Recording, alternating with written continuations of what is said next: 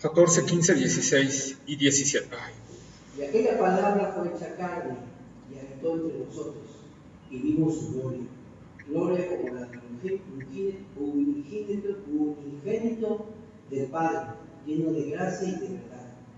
Juan dio testimonio de él y clamó diciendo: este es el que yo decía, el que viene detrás de mí, es antes de mí, porque él es primero que yo. Y en su plenitud tomamos todo, y gracias por gracia. Porque la ley por Moisés fue dada, mas la gracia y la verdad por Jesús, el Cristo fue hecho. Ahí está, ¿verdad? Entonces, continúa el apóstol Juan, después de diciendo más a todos los que le recibieron, a los que creen en su nombre, les dio potestad de ser hechos hijos de Dios, ¿verdad? Y los cuales no son engendrados de sangre, ni de voluntad de carne, ni de voluntad de varón, sino de Dios. Y después dice Juan, y aquel verbo fue hecho carne. El y está conectándonos con todo el contexto anterior, del versículo 1 hasta el 13, nos está conectando con ese contexto para que sigamos entendiendo, porque recordemos que el Evangelio de San Juan lo escribe ¿para qué? Para que creamos que Jesús es el Cristo, el Hijo de Dios, ¿sí? Entonces, está haciendo un comentario y vuelve a regresar a la parte central de su Evangelio, demostrar que Jesús realmente es Dios y que realmente es el único Hijo de Dios, ¿sí? Y por eso dice, y aquel verbo fue hecho carne, ¿sí? No meramente asumió una naturaleza humana, sino que se hizo carne, ¿sí? Esto nos narra que Dios mismo tomó nuestra naturaleza y se hizo semejante a nosotros, ¿verdad? Y esta es la parte importante, dice, y habitó entre nosotros. Dios habitando entre nosotros, Dios andando entre nosotros. Vamos a ver unos textos que hablan de esta encarnación. 2 de Corintios, capítulo 8, versículo 9. 8, 9.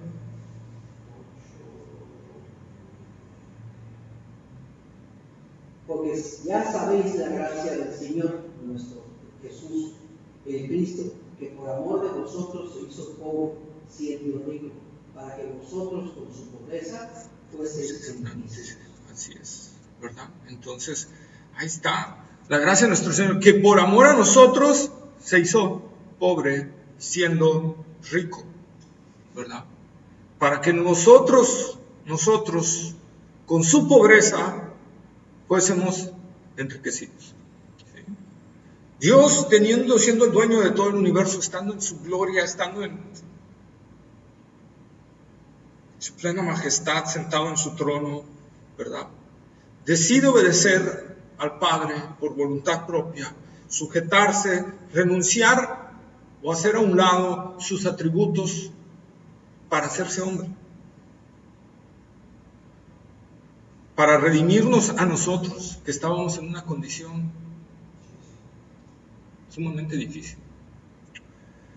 Para que entendamos un poquito, y un poco, no que se asemejen, entendamos que de repente Estados Unidos, China, Rusia le declaran la guerra a México.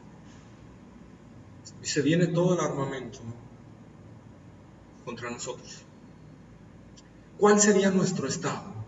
Estaríamos, pues vengan, se les vamos a dar, o estaríamos temblando de temor, temerosos, ¿no? Por todo lo que se nos viene encima, ¿verdad? Porque no tendríamos con qué combatir a esas naciones y a esas potencias. Bueno, pues lo mismo se asemeja aquí, pero en un grado mayor. Estábamos en guerra con Dios. Estábamos en guerra con Dios. Nuestro pecado, nuestra naturaleza pecaminosa nos declara enemigos de Dios. Dice Efesios capítulo 2, ¿verdad? Que éramos por naturaleza hijos de ira. Lo mismo que los demás. Se refiere porque le está hablando a cristianos. Éramos hijos de ira, o sea, éramos antes. Lo mismo que los demás, o sea, que los que no han creído, ¿verdad? Entonces, nosotros podemos ver esa condición. Estábamos bajo la ira de Dios. Así como Rusia, Estados Unidos están enojados con México y lo van a destruir, Así Dios estaba nada más esperando el momento para destruirnos. Juan, lo vamos a ver cuando lleguemos, voy a tratar de apresurarme un poquito más para terminarlo, ser más sintáctico en este detalle. Juan, en el capítulo 3, versículos 18, 19, 20 y 31, 32 y 33, nos está hablando que nosotros estamos ya bajo la condenación de Dios. Y estamos ya bajo la ira de Dios. No vamos a estar, estamos ya. Solo que al presente hay algo que detiene eso. Y esa es la misericordia de Dios. La ira de Dios no viene porque Dios tiene un tiempo para aplicar esa ira. Dios es paciente, dice, no queriendo que ninguno perezca. Dios en su ira, en su enojo por el pecado, pero a la vez su amor y misericordia deteniendo esa ira.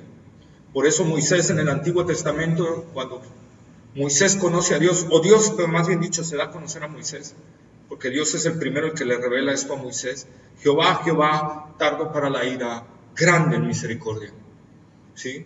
Entonces, Dios es tardo para la ira, pero no quiere decir que no haya. Pues la ira ya está sobre nosotros, solo que la misericordia de Dios está deteniendo esa ira. Nada más que se va acumulando esa ira y se va haciendo más grande y más grande y más grande. Llegará el momento en que Dios diga, ya basta, y va a hacer a un lado su misericordia y va a aplastar a sus enemigos. Entonces, nosotros tenemos que entender eso, como si estuviéramos rodeados con misiles nucleares y todo a punto de dispararse sobre nosotros. Y de repente, el Hijo de Dios decide decirle al Padre, yo te obedezco, Padre, porque sé que no quieres destruir a la humanidad. Yo acepto el plan de salvación y yo voy a morir por ellos. Y Dios le dice, ve, porque es el único medio por el cual puedo salvar a algunos. Y entonces Cristo toma nuestra naturaleza y en la cruz del Calvario soporta todos los bombazos de Dios. Todo lo soportó, todo. El pecado, el desamparo de Dios, lo que Dios nunca había tenido en toda la eternidad. Dios no conocía la no comunicación entre ellos. Y en ese momento la sintió. Por eso exclamó, Dios mío, ¿por qué me has desamparado? Sintió el desamparo del Padre. No solo que no le hablara, sino ahí nos está dando un hecho, le dio la espalda y lo dejó. Dios dejando a su Hijo ahí, para que muera por nosotros. Y eso es lo que nos está diciendo aquí. Ya que el Verbo fue hecho carne y habitó entre nosotros y vimos su gloria. Y aquí la palabra en griego vimos, lo que nos enfoca es observación, contemplación. Entonces Juan está diciendo, contemplamos, estuvimos analizando y vimos en él la gloria de Dios. Vimos en su carácter, en su forma de llegarle a las personas, en su forma de hablar, de predicar, en toda su expresión vimos la gloria de Dios. Vemos cómo la gente cuando oía a Jesús predicar, que decían, habla como quien tiene autoridad. Entonces, ellos decían, nosotros lo vimos esa gloria del Señor. Pero para poder ver la gloria del Señor, no nada más es, como te decía, una vista así nada más, sino es contemplar, analizar, observar y ver lo que es realmente esa persona. Por eso cuando los discípulos, parte de los discípulos y la multitud que seguía a Jesús, desamparan a Jesús y se van, y los discípulos que se quedaron, entre ellos Pedro, Juan y los 12, ¿verdad? Le dicen, Señor, la multitud se va. Y le dice el Señor Jesús, ¿ustedes también quieren irse? Váyanse.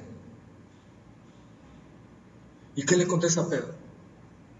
Señor, ¿a quién iremos si solo tú tienes palabras de vida eterna? Sí, porque también hay pasajes ahí que yo estaba leyendo, yo estoy más interesado en lo leo. ¿Cómo es que rechazan a Jesús? Por ejemplo, cuando llega y sana a uno, cuando llega a la barca, se baja, no me acuerdo si era, pues estaba, no sé si ciego o algo, le había caído uno de los demonios, y cuando él lo sana, vinieron los pobladores y lo rechazaron porque pensaban que era parte del demonio o algo así, ¿no? Y él decía, espérate, si me sanó, o sea, ¿cuántos no queremos aquí, no?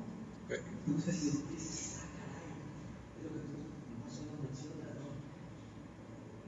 Toda la población, todo el mundo, todos rechazábamos a Jesús cuando sabíamos que Él es el que nos iba a librar del pecado. Y veo así constantemente pasajes. También la que me llama mucho la atención es cuando llega una pareja, un matrimonio, a decirle que su hija estaba muy mala y que fuera a verla, y él fue, pero no deja entrar a todos, sino más entra Jesús, Pablo, los familiares y la familia dice, pensaba que está muerta, pero dice, no, está dormida y despierta.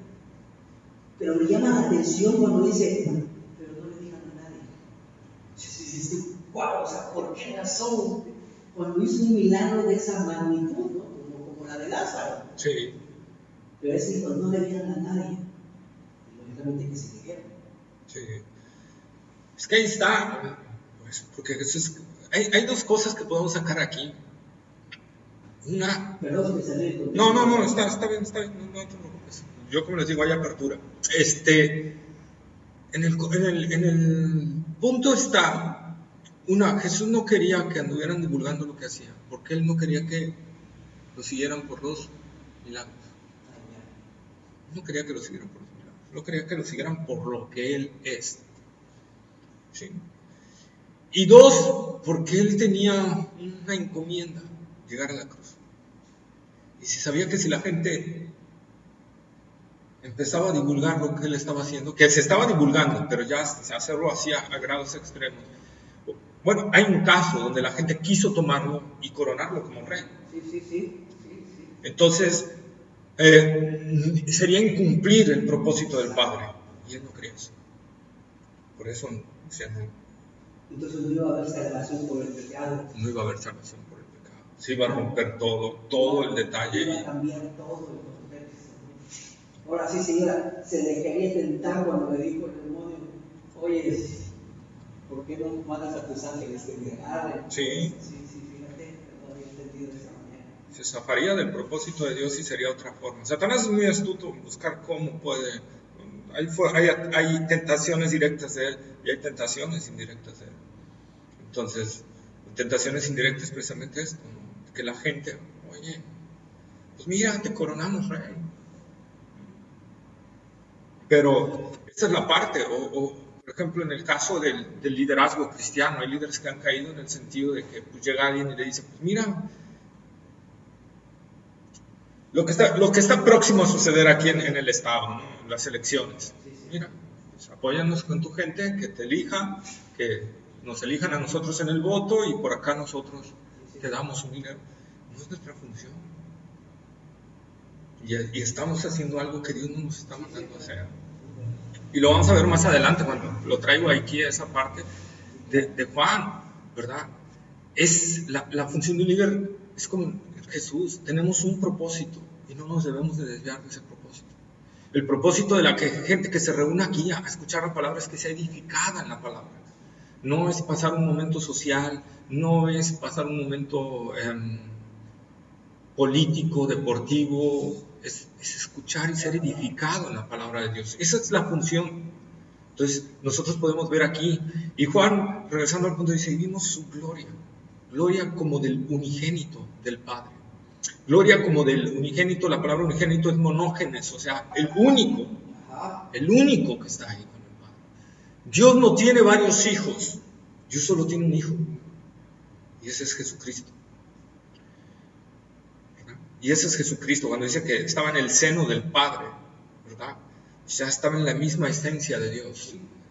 Por lo tanto, Jesús es eterno, el Verbo es eterno, el Verbo es Dios mismo, porque parte del ser de Dios.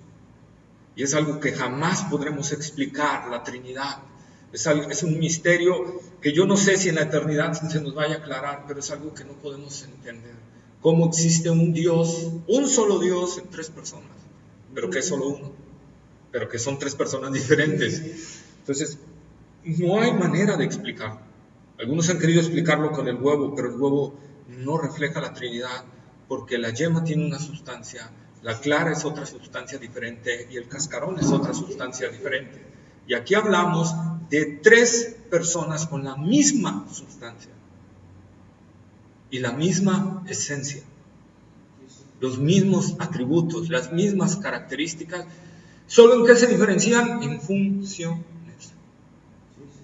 Nada más. El Padre es el que, podríamos decirlo así, el que idea las cosas, el que formula acá. El Hijo es la palabra hablada y el Espíritu Santo es el poder que hace que las cosas se hagan de lo que Dios dice. Son funciones que tienen delegadas cada uno, y en esas funciones trabajan los 3, pero de ahí son uno solo. Entonces es algo increíble, inexplicable totalmente. Entonces lo que está diciendo aquí Juan: vimos su gloria, gloria como del unigénito del Padre, lleno de gracia y de verdad. La palabra lleno también se puede traducir plenitud, pleno. En Jesús habita la gracia y la verdad en su total plenitud. En su total plenitud. Más adelante, en los versículos más adelante, no me acuerdo si 2 o 3 versículos más adelante, donde dice: la ley fue dada por Moisés, pero la gracia y la verdad vinieron por medio de Jesucristo. ¿Sí? Entonces Jesús es la encarnación de la verdad y de la gracia de Dios. Nosotros es lo que tenemos que ver. Él posee en sí todos los atributos de Dios, pero Él vino enfáticamente a mostrar 2 cosas en su primera venida: la verdad y la gracia de Dios. Por eso cuando Jesús, ¿verdad?, entra ya de edad adulta, de 30 años, entra a la sinagoga la primera vez y abre y toma el libro para leerlo en la sinagoga y lee esa profecía de Isaías que dice: el Espíritu del Señor está sobre mí, por cuanto me ha dejado para predicar las buenas nuevas a los abatidos, a los pobres, a dar libertad a los cautivos y a los presos, apertura de cárcel, ¿verdad? Y a predicar el año de la buena voluntad del Señor. Y hasta ahí se calla. Pero la profecía de Isaías continúa, no se queda ahí. ¿Por qué Jesús se paró hasta ahí? Porque hasta ahí era el momento de su primera venida. Su segunda venida es la continuación de esa profecía. ¿Y a qué? Y a aplicar el juicio de Dios sobre la gente. Eso ya no lo nombró. Ya no nombró esa parte. ¿Por qué? Porque hasta ahí llegaba su primera venida de Él. Entonces vino a mostrar la gracia y la verdad de Dios Jesucristo. Pero en su segunda venida Él va a mostrar la ira de Dios. Por eso la gran tribulación no es una cuestión mitológica, es una verdad. Y la Biblia le dice, Jesucristo mismo lo dijo: no va a haber otro tiempo, ni antes ni después, semejante a ese. Tiempo de angustia, de hambre, persecución, temor. Un tiempo devastador, el tiempo de la gran tribulación, porque va a ser la ira de Dios aplicándose sobre la tierra. Mateo dice que el hombre va a estar espantado de lo que suceda en el mar y en los cielos. Va a ser algo. La Biblia, y lo vimos en Apocalipsis rápidamente, habló de terremotos que no se han sentido en la tierra desde su inicio hasta esa fecha.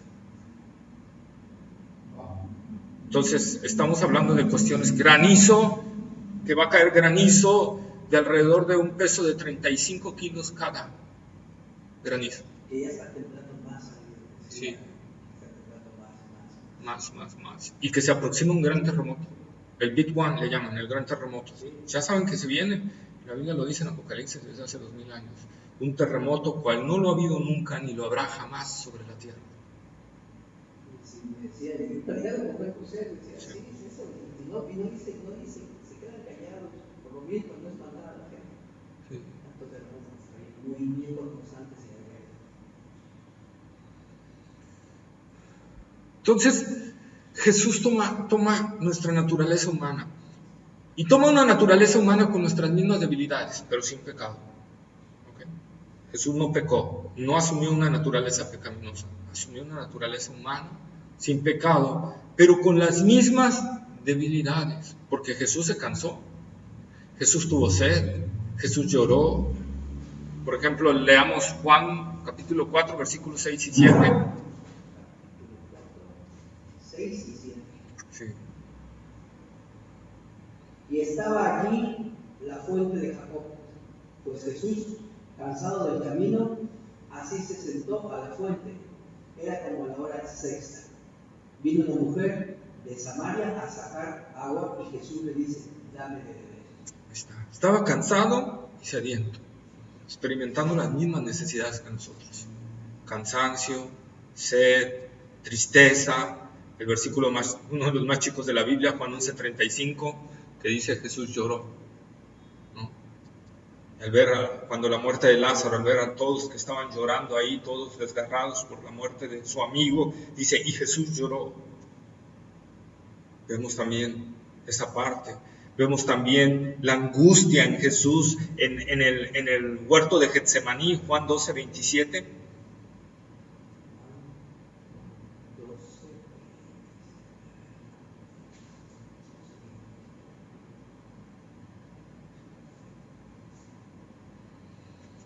Ahora está turbada mi alma.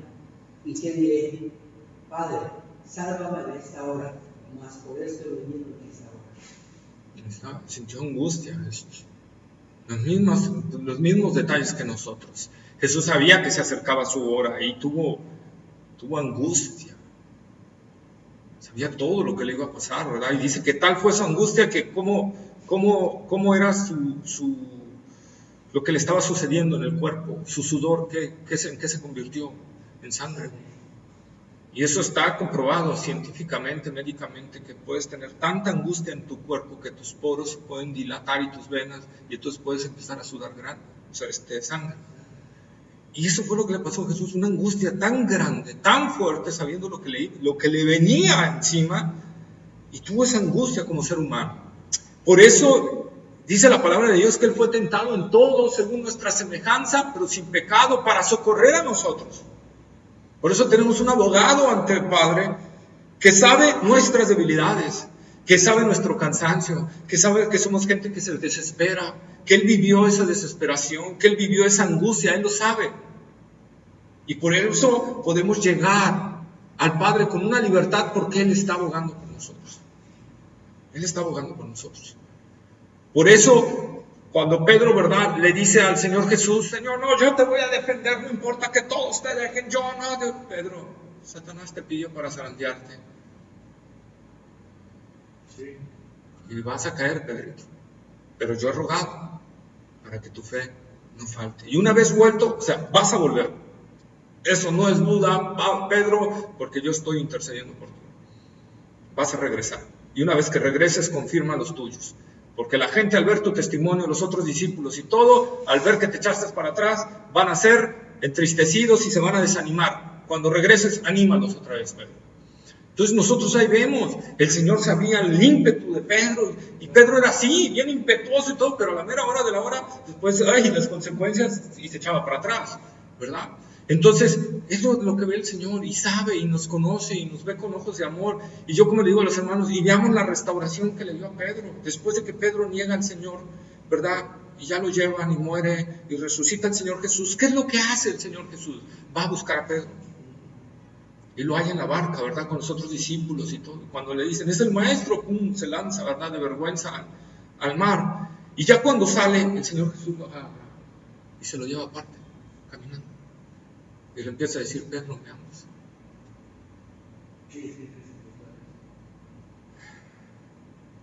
Fueron 3 veces que le negó. ¿Cuántas veces Jesús le dijo, ¿me amas? 3 veces. 3. Entonces, y lo importante es que en nuestro lenguaje no puede entenderse. Jesús, en las primeras 2 veces que le dice a Pedro, ¿me amas?, está utilizando ágape, con un amor, el amor de Dios, el amor que todo lo da y todo.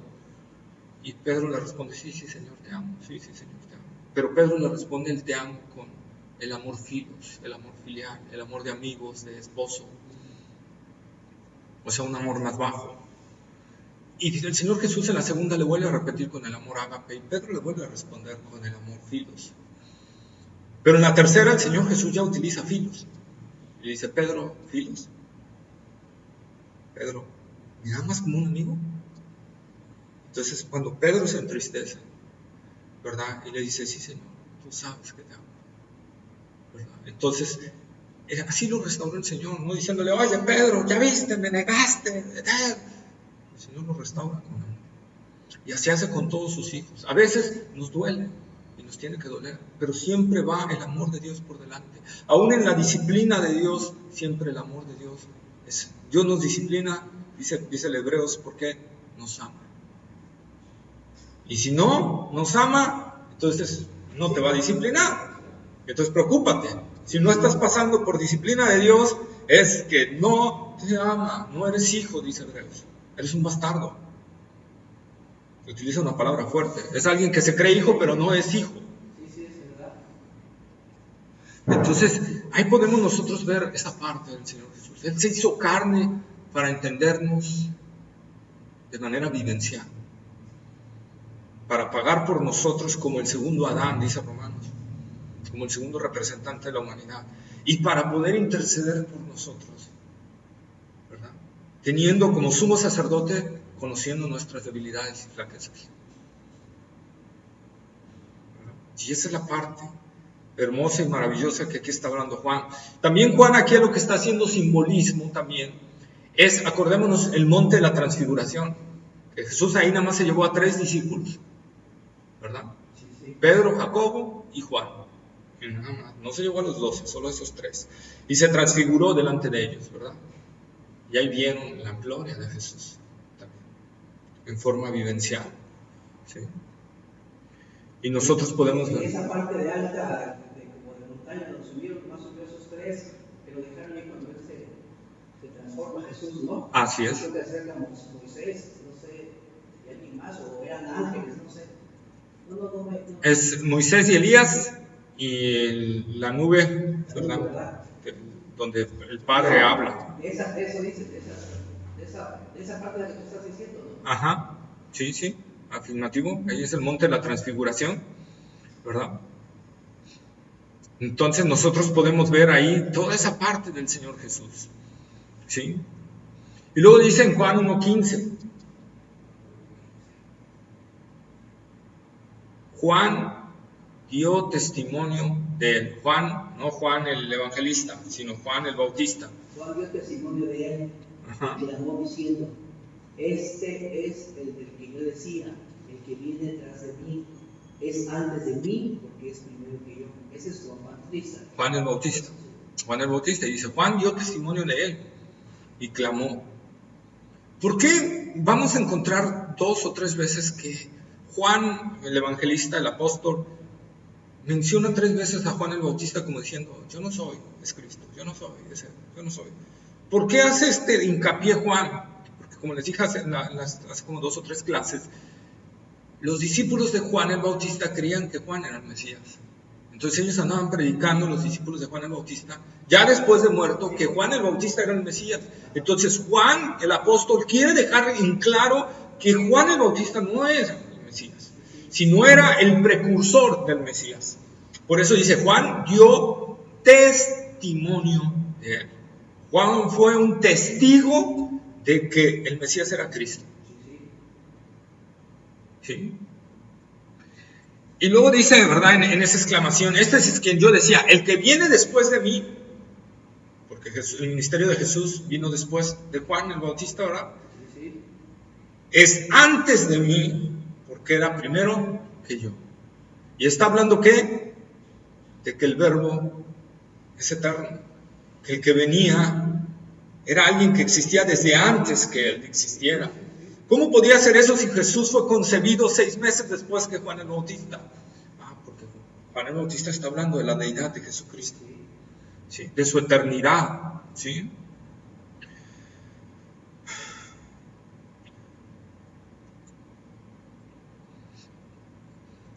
Cuando a Jesús se le acercan los fariseos, ¿verdad? Y empieza a haber una discusión. Vamos a Juan 8:56, Juan capítulo 8, versículos 56 al 59. ¿56? Sí, Juan 8, 56 al 59. Abraham, vuestro padre, se gozó por ver mi día, y lo vio y se gozó. Le dijeron entonces los judíos: ¿aún no tienes 50 años y has visto a Abraham? Les dijo Jesús: de cierto os digo, antes que Abraham fuese, yo soy. 59. Sí, perdón. Tomaron entonces piedras para tirarle, mas Jesús se cubrió y salió del templo, y atravesando por medio de ellos se fue. Ahí está, ¿verdad? Entonces, fíjense lo que Jesús le dice. La gente le dice: bueno, pues no tienes ni 50 años, ¿ya has visto a Abraham? Y Jesús le responde: antes que Abraham fuese, yo soy. La contestación lógica sería: antes que Abraham fuese, yo fui. Yo existía antes que Abraham. Pero Jesús no utiliza el yo fui o yo existía, sino yo soy. Utilizando ¿qué? La temporalidad de Dios, que a Dios no le afecta el tiempo. Antes que Abraham fuese, yo soy. Yo no tengo tiempo. Por lo tanto, yo vi a Abraham, porque existí desde antes de que el tiempo existiera. El tiempo empieza a existir en Génesis 1:1, pero antes ya existía Dios, porque Dios es eterno. Y a Dios no le afecta el tiempo nos afecta a nosotros. Entonces, por eso es que Jesús le dice: yo soy. Y el yo soy que está ahí utilizando es el yo soy de Yahvé, de Jehová. Cuando... Sí, bueno, yo así lo interpreto, fíjate, de esa parte es: les dijo Jesús, de cierto os digo, antes que Abraham fuese, Yahvé, o Jehová. Sí. O sea, diciendo, espérate, no, o sea, somos, como dices tú, somos uno mismo, esa Trinidad, somos uno mismo. Sí. Pero la gente no lo entendía en ese momento. Antes que yo, pues está Jehová, que ha existido toda la vida, porque existe todo, ¿no? O sea, si no, pues sí, de esa parte es... Sí. Antes que Abraham fuese, yo soy. Sí. Entonces él estaba diciendo: yo soy Dios. Sí, claro. Yo soy ese Yahvé que ustedes conocieron. Y vamos a ver unos detalles que nos van ahorita a poner.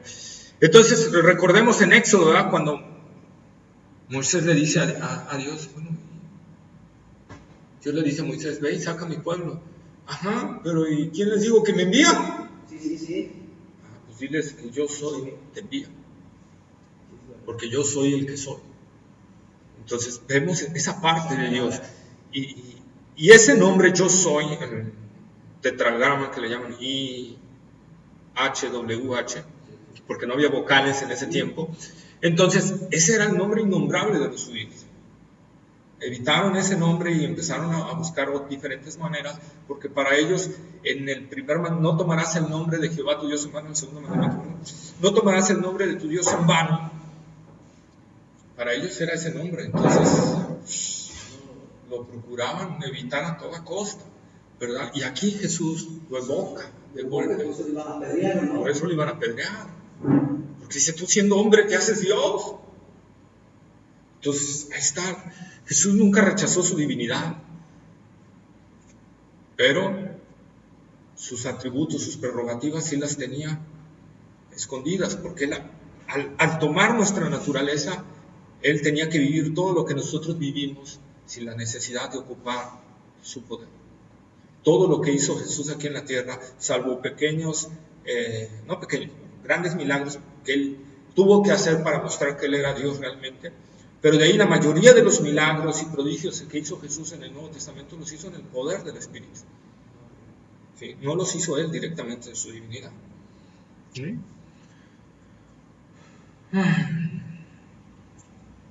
Y viene Juan 1:16, por favor.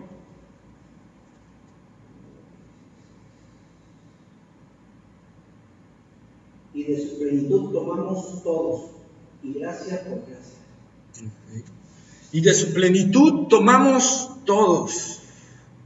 De la plenitud de Cristo todos tenemos acceso a tomar esa plenitud. Todos tenemos acceso a esa plenitud. Por eso Pablo dice, y de conocer el amor de Cristo que excede a todo conocimiento, para que conozcamos la anchura, la longitud, la altura, la profundidad. Dice, para que seáis llenos de toda la plenitud de Dios. Y aquí es lo que está diciendo, y de su plenitud, de esa plenitud de Él tomamos todos. La vida eterna La vida eterna en sí es la vida de Dios dentro de nosotros. Porque el único ser que tiene vida eterna es Dios. Los ángeles no tienen vida eterna. Los ángeles tienen inmortalidad, que es diferente. ¿Por qué? Porque la palabra eterno no tiene principio ni fin. Es algo que no tiene principio ni fin. Eso es eterno. Por lo tanto, el único ser eterno es Dios. Y nos imparte a nosotros esa vida por medio de su Espíritu en nuestros corazones, en nuestras vidas, ¿verdad? Porque al momento de creer realmente en Jesucristo, nacemos de nuevo y el Espíritu Santo, en ese mismo instante, está en nosotros. La vida de Dios está en nosotros y esa es la vida eterna. Entonces nosotros tenemos que ver esa parte. Por lo tanto, Dios, esa plenitud, tomamos todos. Y podemos hacer crecer esa plenitud, hacer plenamente, cada día más. A la estatura del varón perfecto podemos crecer. Y eso es lo que debemos de anhelar todo cristiano. Debemos cada día de reflejar más a Cristo, más de Él. ¿Sí? La abundancia del Evangelio, por eso Jesús dijo, todos los que creen en mí, estará en ellos como un río de agua viva. Un río. ¿Qué significa eso? Que nunca debieras de tener sed. Nunca debieras de tener sed. Porque hay un río dentro de ti que está satisfaciendo tu sed. Un manantial que está viniendo de la misma presencia del Señor y está recorriendo dentro de ti, ¿verdad? Y está satisfaciendo toda sed. Por lo tanto, Cristo debería ser todo para nosotros. A los que creen en mí. Pero ¿qué pasa? A veces mi falta de comunión con el Señor, de estar meditando en la palabra del Señor, evito que esos ríos estén en mí. Y eso es lo que está diciendo, de su plenitud tomamos todos, de esa abundancia que el Señor nos da, ¿verdad? El Evangelio es abundante para todos, abundante. El Evangelio no es algo estático, es algo dinámico. Por eso Jesús en Juan capítulo 3, versículos 4 o 5, le dice a Nicodemo que el que es nacido del Espíritu no sabe de dónde viene ni a dónde va. Porque es algo dinámica la vida cristiana. No es algo estático, no es algo monótono, no es algo aburrido. Si estamos entendiendo eso, entonces no estamos entendiendo la vida del Evangelio. La vida del Evangelio es una vida llena de amor, de gozo, de paz, de fruto espiritual, de saciedad en nuestro ser, ¿verdad? Esa es la vida cristiana. Recuerdo hace años una amiga me decía, ay, es que ustedes los cristianos son bien aburridos, no toman, no bailan, no van a antros, no van... Y digo, pues es que la diferencia es que tú necesitas eso para ser feliz. Yo no necesito eso para ser feliz. Esa es la gran diferencia. Tú necesitas factores externos porque internamente no eres feliz. Bueno, eso te puedo bailar, pues eso puedo bailar, ¿cómo no? Cierto tipo de música sí. Hay cierto tipo de música que no. De la que te gusta, digo, de alguna manera tranquila con tu pareja, bailando tranquilamente. Yo conocí unos añositos con mi esposa, bailando así tranquilamente, no pasa nada, ¿no? Pero poniendo mucha atención a la música y a la letra. Porque hay letra, la mayoría de las canciones, la letra distorsiona la verdad del amor o va inclusive en contra directo de Dios. Y entonces al nosotros estar participando de eso, estamos participando de ese mensaje. Eso es lo que debemos nosotros ver. ¿Me prohíbe la Biblia bailar un danzón? No le veo. Pero, ¿qué podríamos decir? ¿Me prohíbe bailar lambada? Sí. ¿Me prohíbe bailar el perreo? Sí. ¿Me prohíbe bailar canciones de Chayanne? Sí. ¿Por qué? Porque la mayoría son canciones que evocan una falsedad del amor. Mujer, provócame, excítame. Y estoy ahí, no, eso no. Ahora, es lo que nosotros debemos de entender y ver. Y el mismo Espíritu va a dar, si estamos viviendo la vida del Espíritu del Señor, Él nos va a enseñar y nos va a decir, no le vas a hallar sabor. No es que el cristianismo no es no hagas, no veas, no gustes, no son leyes. Pero si estás viviendo en esa vida espiritual de comunión con el Señor y entras a un lugar que al Señor no le agrada, que al Espíritu no lo vas a sentir, porque realmente estás viviendo esa vida espiritual. Ahora, si no tienes una vida de oración y de comunión con el Señor, obvio, no lo vas a sentir porque el Espíritu Santo va a estar apagado, entonces no te va a avisar. Pero cuando estás viviendo realmente en comunión con el Señor, no es un no porque no lo tengo que hacer, es un no porque no me siento a gusto aquí. No me siento a gusto. No estoy a gusto. No, sí, eso es verdad. Sí, más. Por estás comiendo, yo he visto cristianos que están comiendo y le sirven una copa de vino, o sea, están tomando, o sea, no emborrachándose. Estamos comiendo, cenando. Digo, yo no veo que beban más, pero sí lo he visto con su copa de vino, platicando, cenando tranquilamente, no pasa nada y sale. O sea, porque tomar vino no es malo. Yo le digo a los hermanos, yo lo digo y estoy grabando aquí a nivel nacional y algunos me van a linchar por eso, pero no es malo tomarse una o dos cervezas. En ningún lugar de la Escritura hay que digan no tomes vino, a excepción del que está dedicado a la obra. sí, claro. Es el único no vino, ese sí dice no vino, punto. Pero la Biblia lo que sí prohíbe es tomar a tal grado que te empieces a sentir ya borrachón. ¿Y por qué? Porque el emborracharte puede llevarte a pecados terribles. Entonces la Biblia te está advirtiendo de eso. Dice en Efesios, no os embriaguéis con vino. No dice no tomes vino. Dice no te embriagues con vino, en el cual hay disolución, hay problemas. Antes bien, sed llenos del Espíritu Santo. Entonces, hay cosas, por eso les digo, hay cosas, el cristianismo no es no hagas esto, no hagas aquello, no veas, no esto, no, aléjate de eso. No, el cristianismo es una vida, Cristo en nosotros, eso es. Y al estar Cristo en nosotros, dentro de nosotros, y nosotros viviendo esa comunión con Él, vamos a entender lo que le agrada y lo que no le agrada. Voy a estar, a lo mejor que antes me sentaba con mis amigos y miles de palabrerías y malas palabras y de repente voy a estar así y de repente voy a estar, ¿y yo qué hago aquí? Señor, ¿yo qué hago aquí? Oigan, disculpen, la verdad, vamos a cambiar de tema, vamos a no decir tantas groserías, vamos a hablar de otros temas, ¿qué parece si hablamos de esto? Entonces, vas a notar eso. Porque ese es el cristianismo, es la transformación interna que te lleva al exterior, no el exterior que me lleva al interior. Eso no es. Por eso Pablo dice, no son reglas, es una vida interior que te lleva al exterior. Eso es la santidad, por eso muchas veces confunden la santidad. Alguien me decía, es que también por eso digo, tenemos que ser muy guiados por el Señor. No, es que no podemos estar me invitan a una fiesta, unos 15 años, no podemos estar. ¿Por qué no podemos estar? Porque tienen música y están tomando. Y no afecta la santidad no es algo externo, la santidad es algo interno, que se expresa en el exterior. Ahora, si yo voy a estar ahí, es porque voy a dar testimonio. Ojo. Si yo voy a estar en esa fiesta, es porque voy a dar testimonio de Cristo.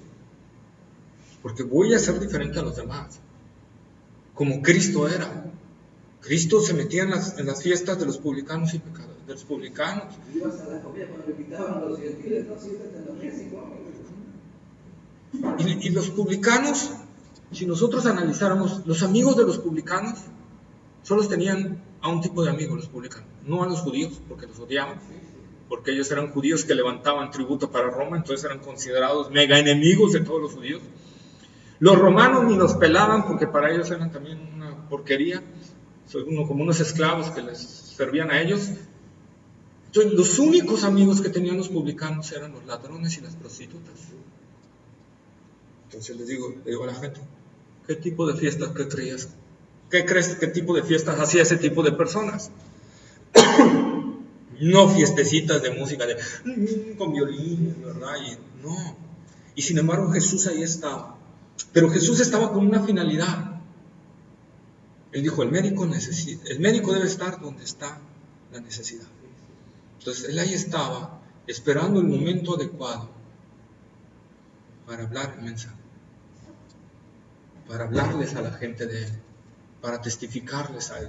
Por eso la gente que más seguía a Jesús no eran la élite de los judíos, no eran los ricos de los judíos, no eran los ricos de los romanos, eran los publicanos y pecadores. Jesús por eso le dijo a la élite religiosa de ese tiempo, por delante de todos ustedes vienen los publicanos y las rameras.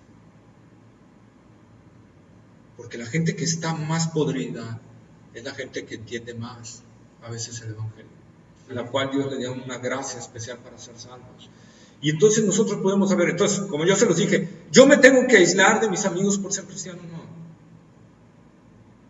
Lo que sí puede suceder es que si yo vivo el cristianismo, mis amigos se van a aislar de mí, esa es otra cosa. Pero yo no debo de aislarme del mundo. No debo de ir al mundo. Oye, si me invitan al cine, un cristiano puede ir al cine. Voy a ir al cine, siempre y cuando el contenido de la película. Si está viendo que es clasificación D, que va a traer sexo y todo, ¿a qué está metiéndose? Entonces, ahí sí no. O sea, yo por simple principio de saber que el Espíritu de Dios está en mí, no puedo ver eso.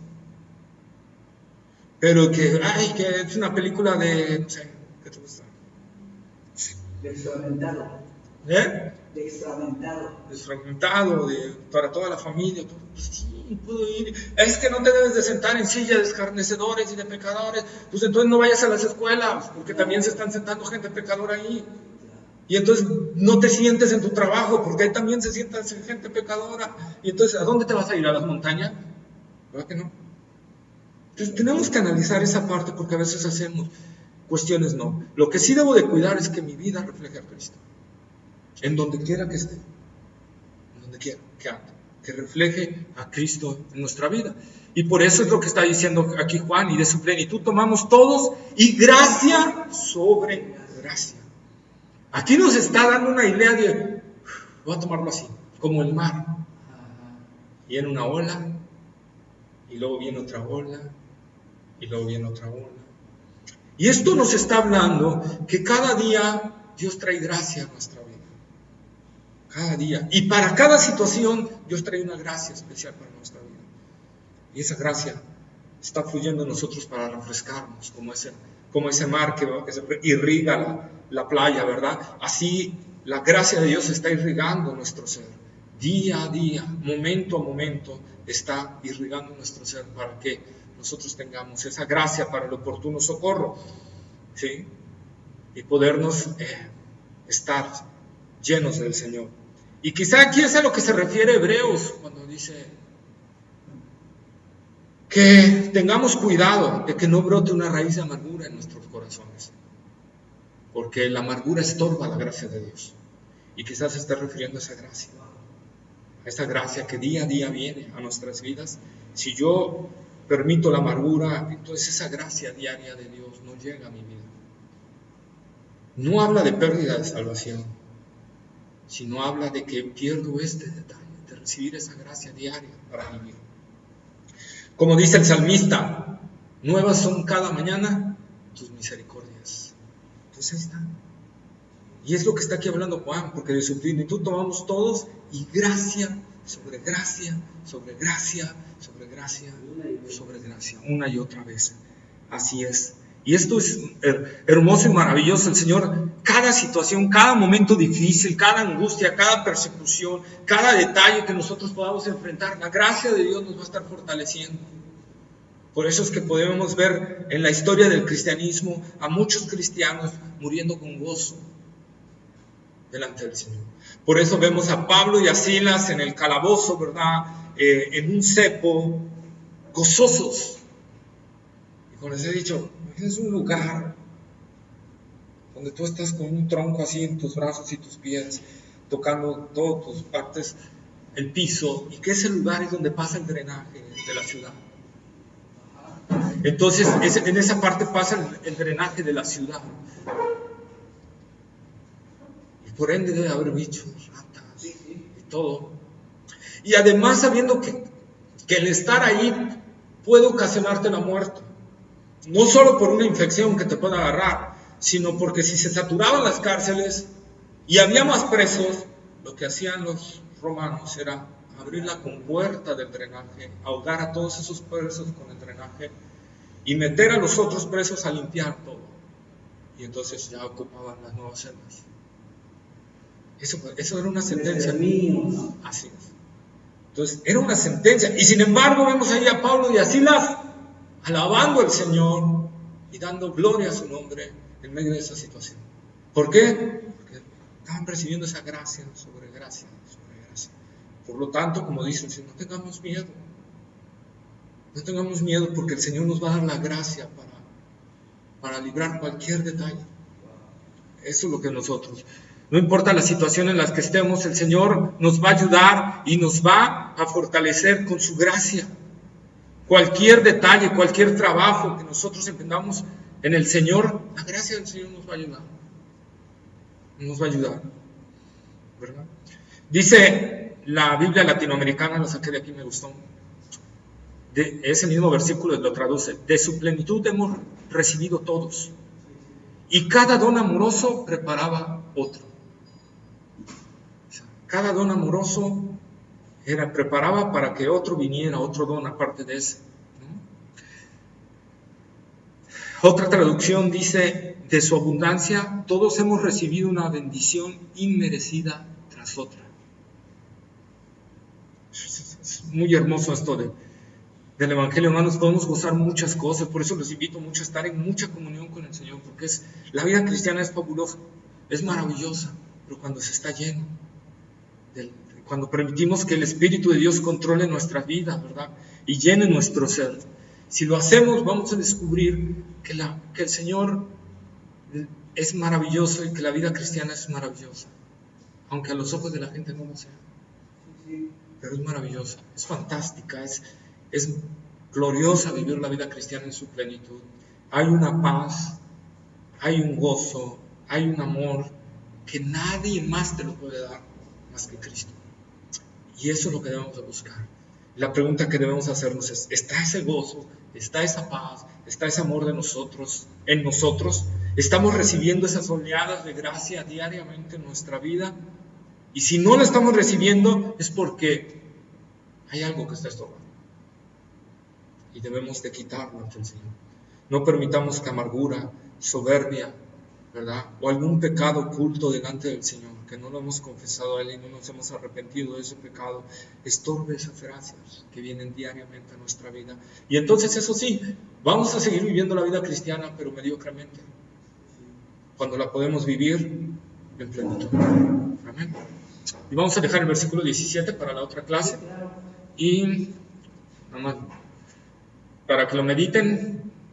Dice: pues la ley por medio de Moisés fue dada, pero la gracia y la verdad vinieron por medio de Jesucristo. Es fabuloso también este texto, está maravilloso. Vamos a ver la ley, la gracia y la verdad. Las tres cosas ahí que vamos a ver cómo está todo eso. Pues bueno, vamos a orar para despedir esto. Buen Dios y Padre Santo, Señor, gracias, Padre, por tu palabra en este día, Señor. Gracias, Señor, porque nos haces ver, Señor, que la vida cristiana es maravillosa, Señor. La vida cristiana es una vida, Señor, que se puede vivir de una manera tan maravillosa, tan hermosa, tan gloriosa, Señor. Porque tú has prometido, Señor, que día a día derramar gracia sobre nuestras vidas para el diario vivir, Señor. Porque tu palabra, Señor, promete ríos de agua viva a todos aquellos, Señor, que están viviendo estas oleadas de gracia. Porque tú has, Señor, prometido, Señor, estar con nosotros todos los días hasta el fin del mundo. Porque tú has prometido dar una paz que sobrepasa todo entendimiento, Señor.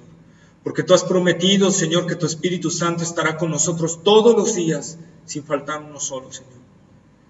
Por lo tanto, Señor, podemos vivir esa plenitud tuya, esa plenitud, esa vida cristiana dinámica, fantástica, maravillosa, Señor, que tú tienes para tus hijos, para tus escogidos. Señor, clamamos que si hay algo en nosotros que está estorbando esa gracia, esas oleadas de gracia sobre nuestra vida, esos ríos de agua viva en nosotros, Señor, te pedimos, Señor, que tú nos lo reveles, Señor, y que produzcas en nosotros un arrepentimiento genuino para apartarnos de ello, Señor. Que no haya, Señor, en nosotros alguna amargura, soberbia, altivez, Señor, orgullo o algún pecado sexual oculto o algún pecado de otra índole, Señor, que esté estorbando estos ríos, Señor, sobre nuestra vida, para vivir la vida cristiana, Señor, de esa manera dinámica, Señor, de esa manera gloriosa, reflejando a Cristo, el carácter de Cristo en nosotros, Señor. Ayúdanos, Señor. Ayúdanos, si hay orgullo, si hay soberbia, si hay altivez en nuestra vida, Señor, quítala de nosotros. Quítala de nosotros. Danos un corazón humilde, un corazón contrito y humillado, al cual tú no desprecias. Señor, danos un corazón, Señor, rendido a ti, Señor. Danos un corazón arrepentido, Señor, que realmente, Señor, se arrepienta de su pecado y se aparte de él, Señor. Ayúdanos, Señor, y que nuestra vida cristiana, Señor, sea un continuo fluir de tu gracia, Señor. Gracias, Padre, por el mensaje del día de hoy. Gracias, Señor, porque todas las promesas que dejó Jesús, que nos dio, son promesas tuyas también, porque Él es Dios. Y por lo cual podemos creer que todas esas promesas son reales, son efectivas, son eficaces, Señor, y las podemos vivir día a día, Señor. Gracias, Padre. Nos entregamos a ti y pedimos, Señor, que esa gracia tuya inunde a todos nuestros hermanos en la fe, y que esa gracia también llegue a nuestras familias, Señor. Que tú obres en ellos, Señor, para que vengan, Señor, a Cristo Jesús, y vengan, Señor, y reciban de estas oleadas de gracia y de esta vida tan maravillosa que es la vida eterna, Señor. Gracias, Padre, porque nada ni nadie nos podrá separar de tu amor, Señor. Gracias, en el nombre de Cristo Jesús, tu Hijo amado, Señor. Amén. Amén.